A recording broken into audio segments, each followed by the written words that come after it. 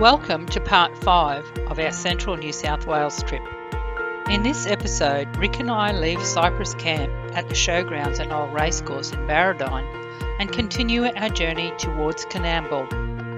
The showgrounds were not as grand as we had seen in Glen Innes, as Barabine is a smaller rural community. The grounds had recently been upgraded with the construction of the main arena safety fence and other infrastructure. Rick and I reminisced about camp drafts and horse sports we had been to and how modern the arena and horse stalls were in comparison. Certainly not portable fencing and steel picket stalls. Our journey west to Coonamble took us through primarily fertile open plains country with both native pastures and crops sown to oats and barley for grazing. On occasions we would see abandoned farmhouses, which led us to talk about the decline in the population in rural areas and the impact it has had on the communities. We have seen so many empty businesses and homes for sale in rural towns and the one-stop shop that comprises a number of agencies. It is so sad to see. From once thriving towns to now being skeletons of towns just surviving. People in rural areas sure are a hardy and resilient folk. Coonamble is the Aboriginal word for lots of dirt and is a small rural service centre halfway between Dubbo and Lightning Ridge on the picturesque Castlereagh River, northwest of Gilgandra. The Coonamble Shire stretches from the eastern slopes of the Warrumbungle Range to the alluvial plains on either side of the Castlereagh River. The rich soil of the region makes it one of the most productive regions in Western New South Wales. Broadacre cropping, along with cattle and sheep grazing, continue to be the source of the greatest production for the area. As we had parked across the street from the water tower, our first point of interest was the water tower artwork. We then wandered along the Castlereagh River and across the bridge, enjoying spotting fish in the river below. There was some water in the river, but in reality the Castlereagh River flows underground. After heavy rains, it is one of the fastest flowing rivers as waters from the Warrumbungles flow along it. Many of the places of interest in Coonamble were destroyed during the 1929 fire, and consequently they are locations rather than actual buildings. But we did visit the museum under the bridge, a former colonial police station built in 1886, with the stables at the rear of the building dating from the 1870s, which unfortunately was closed, but we did enjoy the display in the grounds. As we strolled the local streets, we were amused by the nickname Hall of Fame billboards, featuring cartoons of local larrikins and regional rogues. Our next stop was Quambone, the gateway to the Macquarie Marshes. Quambone is known for its quaint little library, thought to be the smallest library in New South Wales. The Walwan information panels and totem poles paid respect to and acknowledged the Walwan people through the painting and carvings on each pole, providing photos and information on Aboriginal ceremonies and sacred trees. From Quambone we took the Sandy Camp Road and then Gibson Way Road through the Macquarie Marshes. I was a little disappointed as I was expecting the wetlands to have more water, especially after the rains and floodings in areas in eastern Australia, though they were impressive in their dry state. The marshes are an extensive area of common reed, river red gum and coolabah woodlands, kumbungai and water cooch grasslands. When flooding, the waters cover over 200,000 hectares and is one of the largest remaining inland semi-permanent wetlands in southeastern Australia. When flowing with water, the Macquarie Marshes are one of Australia's most significant waterbird nesting sites and supports a range of native plant-dominated ecosystems. They also support a mixture of grazing, conservation and small areas of cropping. Responsible, sustainable land uses are important to minimise impacts on the marshes. The marshes were first sighted by Europeans when following the course of the Macquarie River in 1818. John Oxley and his party found that the river disappeared into an ocean of reeds. It was speculated that this was the edge of the legendary Inland Sea of Australia, but when Charles Sturt arrived in 1828 and explored the river, he found the marshes nearly dry. The Macquarie Marshes Nature Reserve was created in 1971 and currently covers 19,824 hectares. The observation platform along Gibson Way had given Rick and I our first look at part of the marshes system, but the Monkeygar crossing west of Gibson Way was covered in 40 centimetres of water and gave us a better example of the wetlands and the densely vegetated wetland reed beds. The marshes, being located in semi-arid Australia, experienced boom or bust cycles, and we were thankful we were not seeing it at its best. We could only imagine what it would be like during the wet season when major flooding occurs, resulting in expansive floodplains and swamplands. The invasion of the exotic species Ngura burr, Bathurst burr and Lipia impact the wetland areas that have dried under changed flow conditions or drought conditions. During droughts, other species become problematic as well, such as black roly-poly and buckbush. Carp threaten native fish and frogs by eating water plants and frog eggs. Feral cats and goats can also pose problems for wildlife and farmers. The effect of human settlement and development, combined with natural cycles such as drought, impact on the health of the marshes ecosystems. We had planned to stay at a free camp in the marshes, but it was closed, so we continued our journey over the Macquarie River and out to the Carinda Road, and that took us south to Warren. After a long day, we made our camp at the Bob Christensen Reserve just outside of Warren on the Macquarie River.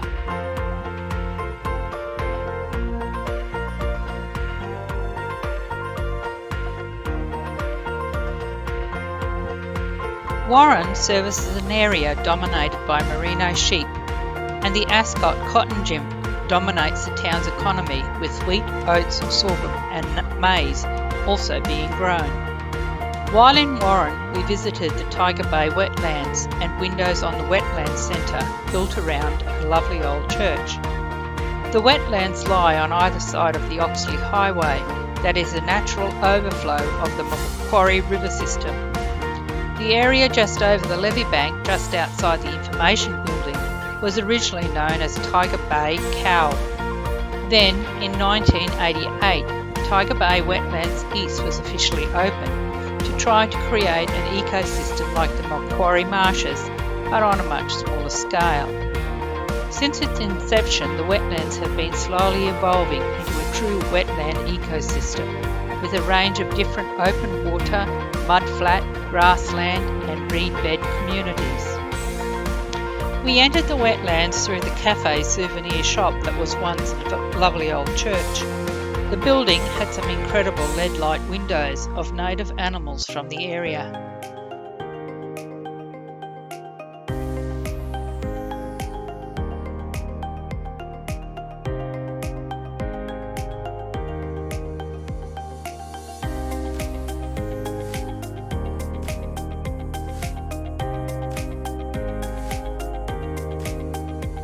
Again, the wetlands were showing signs of the dry season the area was having, especially compared to the flood level on the trees. There are very few species of birds, though this could be because of all the water holes around the area still having water in them. It was such an enjoyable walk, even though we had to dodge the showers that were threatening. Since Europeans' arrival, more than 50% of wetlands have been lost, but we now know just how important they are to the health of the rivers, lifestyles and the economy. That measures are being taken to improve and prioritise the health of those that we have.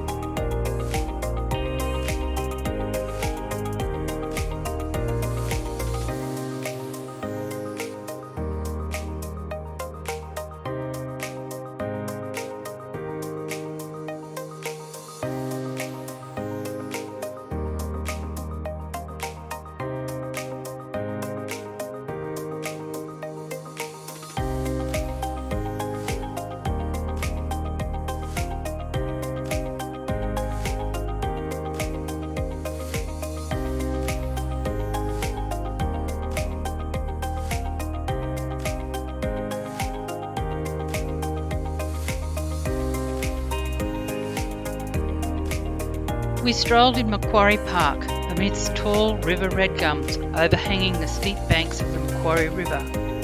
Located in the bend of the river was Warren's first building that was erected, that being a single-storey stockman's hut constructed by William Lawson Jr., son of the explorer. We also paid our respects at the War Memorial and enjoyed the gardens.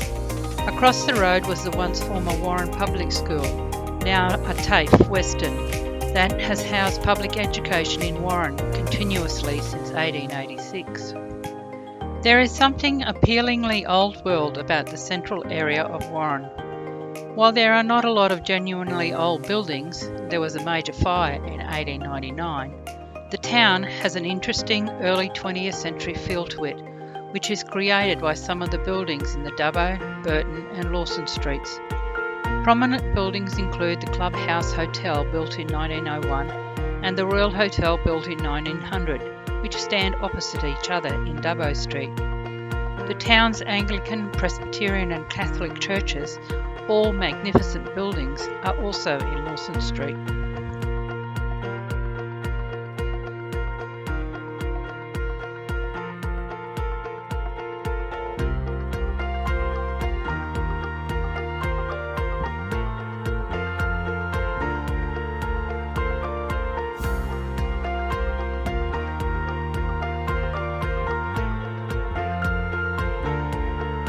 Our next leg of the journey takes us from Warren to Nevertire, located at the junction of the Mitchell and Oxley highways.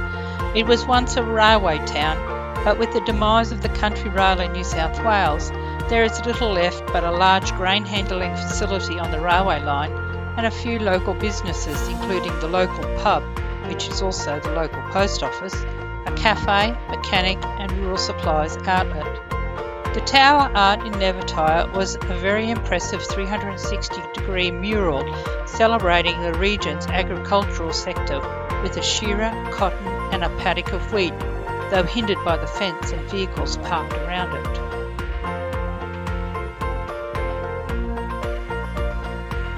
Trangie between Narromine and Nyngan began as a railway camp in 1881 when railway workers set up camp.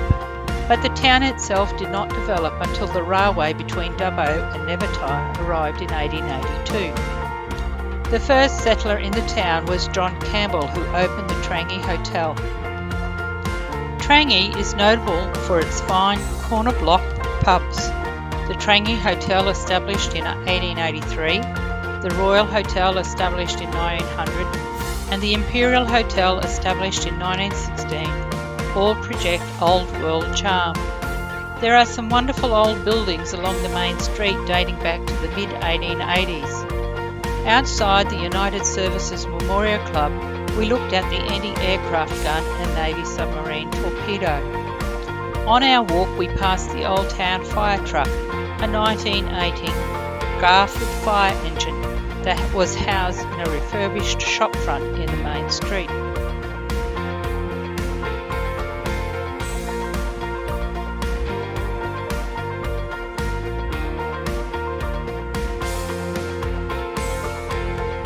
The next stage of our journey takes us to Narromine. Narromine, rich in aviation heritage, is an important rural service centre located at the junction of the Newell and Mitchell highways and the Macquarie River, at the eastern edge of the Western Plains of New South Wales. It is also known for its fantastic thermals, making it one of the world's best gliding locations. Not that Rick and I are into gliding. Wheat, citrus, fruit, vegetables, fat lambs, wool and cotton are produced in the Shire.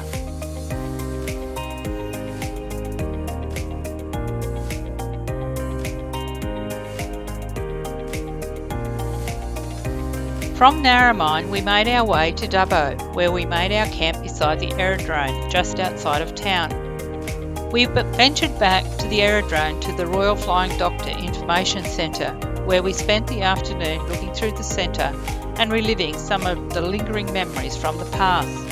Some like being a participant in the first ever first aid course over the radio, to calling the Flying Doctor for assistance when injuries had occurred to the station hands, or to visit to the clinics at nearby stations. It was certainly a memorable afternoon, but left me a little melancholy. The next day, while the boat was in service, aka the car, Rick and I ventured into town and visited the old Dubbo jail. The jail is a heritage-listed former jail that closed in 1966 and reopened as a museum tourist attraction in 1974. The Dubbo jail was erected on the site of the original courthouse and is believed to have been officially opened in 1887. Built mainly of sandstone with a hipped corrugated iron roof, while the entrance watchtower and women's cell blocks are brick. However, many of the buildings were already in existence by this time, and many changes and new buildings followed. The surrounding walls are extensive and high, with a watchtower in the northeastern corner. The structures inside the jail walls include a male cell block with 12 ordinary cells and specialised cells comprising 2 solitary confinement cells, a padded cell and a condemned cell. The female cell block comprises 2 cells, a bathroom and exercise yard. The infirmary and kitchen block include the kitchen, infirmary, library, bathroom, 2 storerooms, 2 offices, 2 remand yards adjacent to the debitor's exercise yard, and an early toilet block laundry building with toilets and fenced exercise yards. The gallows have been re-erected in the centre of the yard.